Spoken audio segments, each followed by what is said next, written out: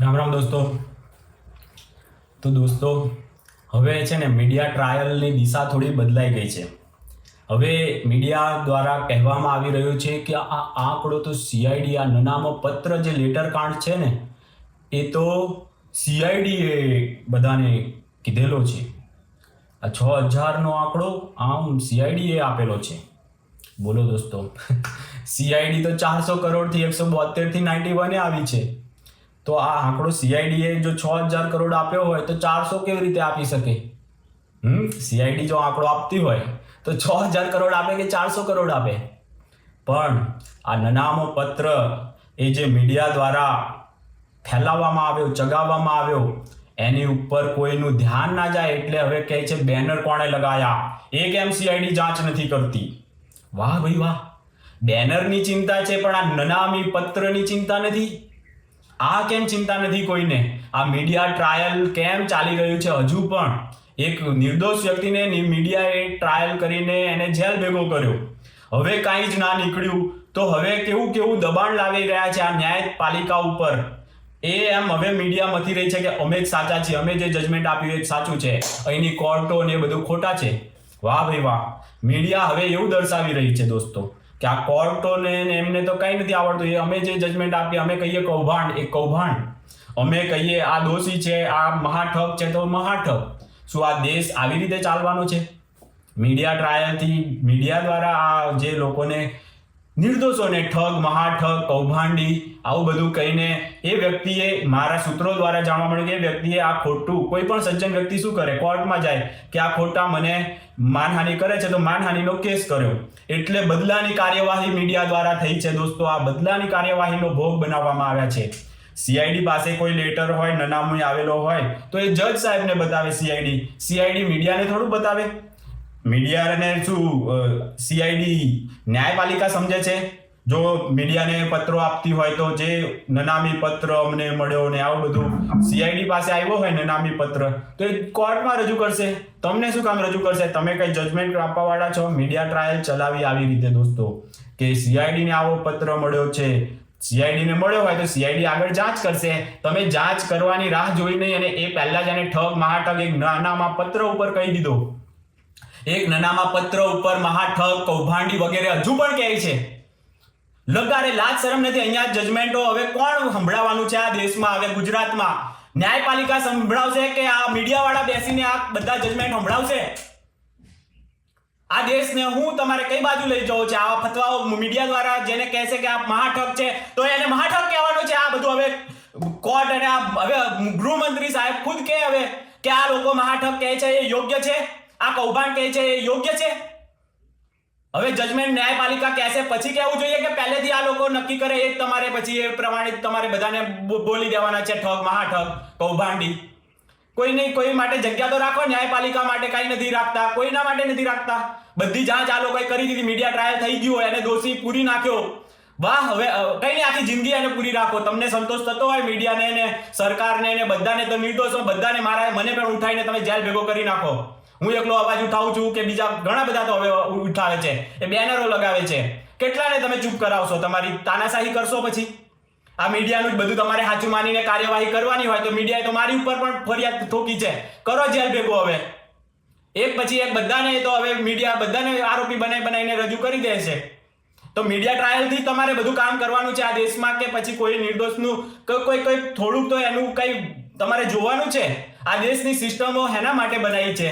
કોઈનો ભોગ લેવા બનાવી છે કે આ મીડિયા ટ્રાયલ જે એને 35 લાખ રૂપિયા મળ્યા હતા, આવું સૂત્રો દ્વારા જાણવા મળ્યું. 35 લાખ રૂપિયા એ માંગતા હતા મીડિયા વાળા, તો એની જાંચ શું કામ નથી કરતા? કોણ હતું એ? ક્યાં અમદાવાદમાં ક્યાં મીટિંગ કરેલી હતી? એને મીડિયા ટ્રાયલનું શરૂઆત એ રીતે કરી. પૈસા ના મળ્યા એટલે એને બદનામ કરવાનું શરૂ કર્યું. આ મીડિયા ટ્રાયલ શું કામ? બદલાની ભાવનાથી કરવામાં આવ્યું. પાછું એણે તો પછી કેસ કર્યો માનહાનિનો, તો પછી બદલાની કાર્યવાહી એને ડબલ જોરથી ચાલુ કરી. બધાને એના પાપમાં ભાગીદાર બનાવ્યા. કારણ કે 35 લાખમાં એક વ્યક્તિ તો નહીં જ હોય ભાગીદાર. જેટલા પણ એ 35 લાખના ભાગીદાર હતા એ બધા તૂટી પડ્યા. અને મીડિયાએ પછી ચુકાદો આપી દીધો, આ ઠગ છે, કૌભાંડી છે, કેમ કોઈ પકડતું નથી, બીજેપીનો છે, એટલે સરકાર ઉપર આવી રીતે દબાણ લાવ્યા અને પછી સરકારને પ્રેશરમાં આવીને કામ કરવું પડ્યું. અને હવે જમાનત ના મળે એના માટે નવી નવી સ્ટોરીઓ બનાવે છે કે એના મળે ત્યાં બોર્ડ લગાવે. બોર્ડ શું કામ ના લગાવે ભાઈ? અમારો ભાઈ છે એ અગ્નિ પરીક્ષામાંથી પાસ થયો છે.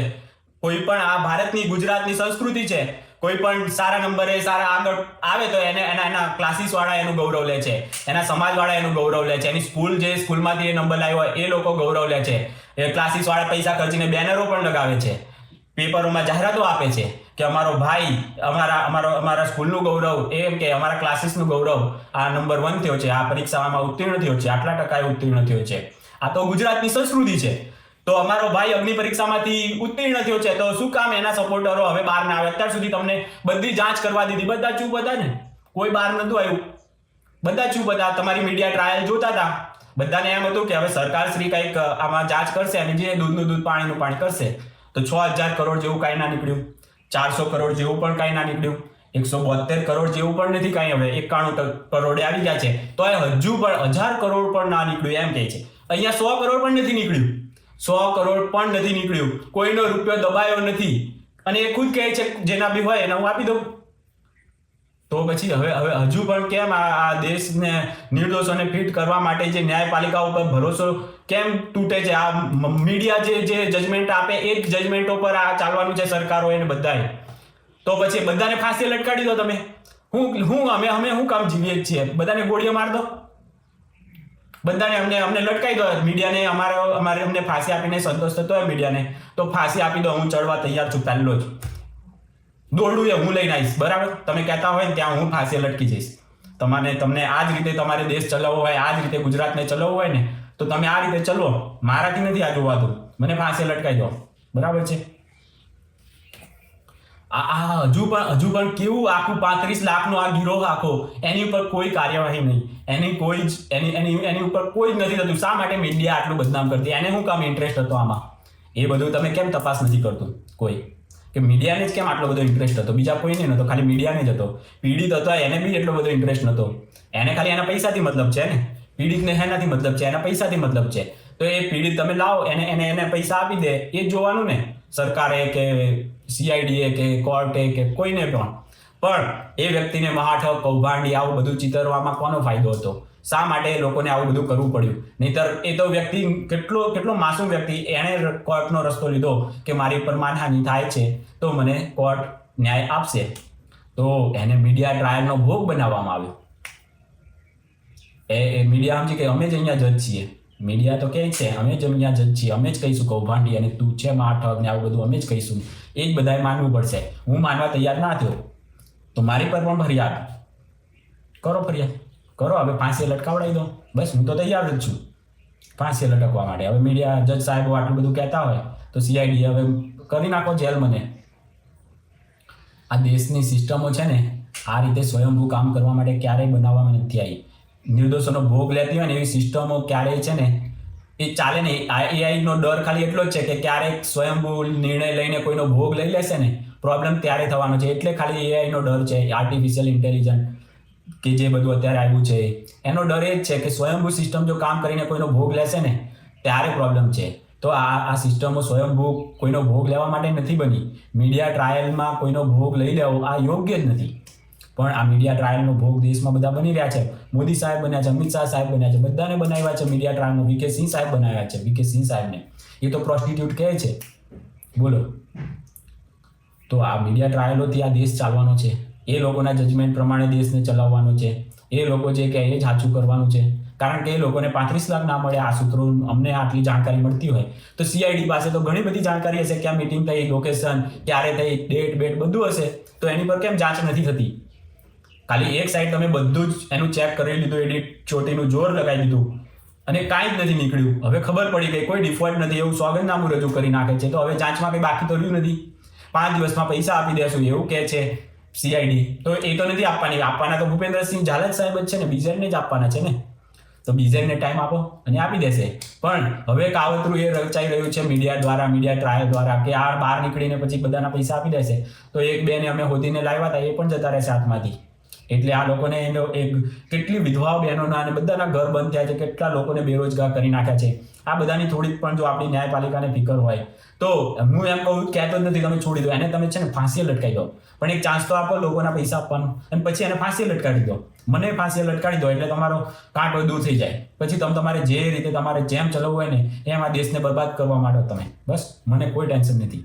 મારા દેશ ઉપરથી મારો ભરોસો જ ઉઠાડી દીધો છે આ બાજાર મીડિયાએ.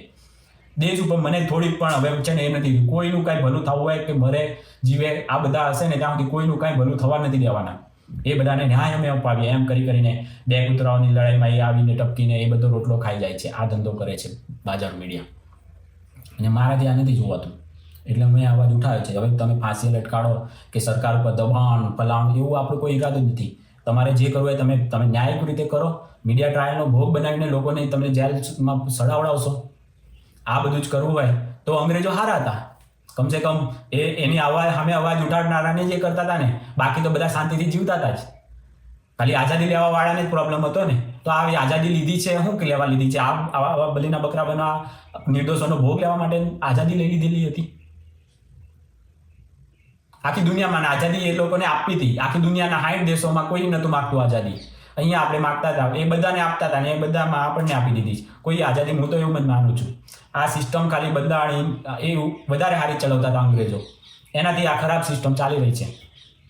આવી જ રીતે લોકો નિર્દોષોનો ભોગ લેવા હોય ને તો બધાને તમે ફાંસી ચડાવી નાખો, વસ્તીઓ ઓછી થઈ જશે, બધું થઈ જશે. અમારા જેવાને જેટલાને મળે ને તરત સીધી ગોળીએ દઈ દો. મીડિયા ટ્રાયલ ચાલાવીને એને જજમેન્ટ લો, એને એ કહે ને કે કોને તારે મારવા છે બોલ, એટલે એ બધાને ગોળીએ તમે મારવા માંડો. બસ એટલે વાર્તા પૂરી થાય. આ બધી વાર્તાઓમાં લોકોનો ભોગ લેવાનો, લોકોનો ટાઈમ વેસ્ટ કરવાનો આ બધો ધંધો બંધ થઈ જાય. એક સીધું સિમ્પલ રસ્તો કંઈક લાવો. હવે લોકોને આવી રીતે છે ને જીવતા મારી નાખવાના ધંધા બંધ કરી નાખો. શું કહેવું, ભગવાન બચાવે હવે આ બધી સિસ્ટમો બાજાર મીડિયાની. આ કોણ સમજાવે? દુનિયામાં કોઈ સાચું બોલવા વાળા જ છે વધ્યા છે, બધા સમજશે અને સમજદાર લોકો છે એ લોકો માનશે. બાકી કોઈ આ સિસ્ટમને ને એ બધાને તો આપણે જાડી ચામડીના સમજી લો, એ લોકોને કોઈ ફરક નથી પડવાનો. એને બસ બધાને એમ જ છે કે હવે આ નિર્દોષોનો હવે કયો નેક્સ્ટ બકરો એ તો હોતા હશે અત્યારે. ચાલો દોસ્તો, ભગવાનનું નામ લઈએ, બાકી તો કોઈનો ભરોસો નથી અહીંયા. રામ રામ.